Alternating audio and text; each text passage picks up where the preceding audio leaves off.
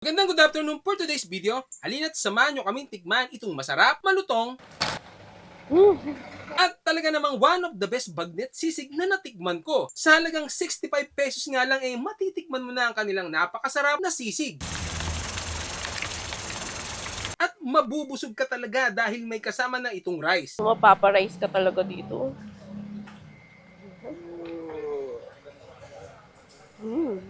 At kung mapapansin nyo nga habang niluluto tinutusok pa nila ang gitna ng mga bagnet para sure na luto hanggang loob at magiging super crispy talaga ito. Dito nga yan sa sisig ni Mutik na located sa 253 Governor A. F. Pascual Street, Navotas. Bukod nga sa kanilang sisig meron din silang bagnet na 110 pesos. Napakaganda nga ng pagkakaluto nito. Sobrang lambot, juicy at napakalutong. Sasamahan pa ng nilang tamis asim na suka. Start natin dito sa crispy bagnet. Yan, 115 pesos po yan. Ay, grabe. Tikman natin. Grabe. Sobrang lambot, tapos sobrang crispy. Ngunit na magkano? 115. Yan, may suka sila. Siyempre, masarap yan may ka-partner na suka. Ayan.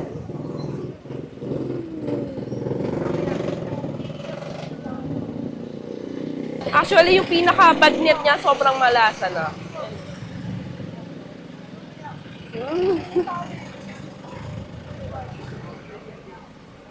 Grabe naman to. Grabe, oh. Napakamalinamnam. Malasang-malasa.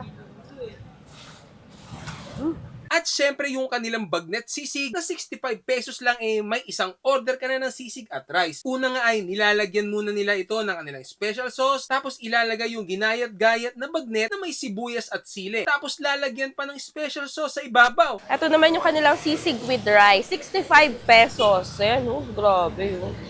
Ang daming laman. Tapos, ang daming sibuyas. Yan, uy, grabe, loaded sa sibuyas. Mana.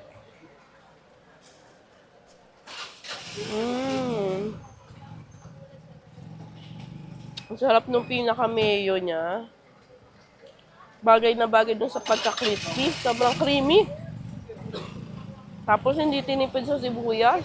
Mapaparice ka talaga dito.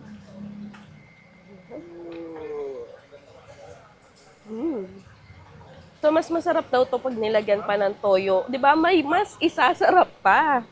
Lagyan natin ng toyo, kalamansi. Yan.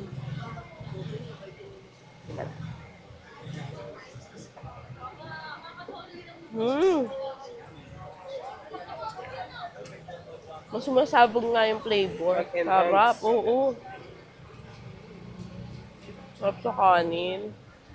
Nakakagigil naman to.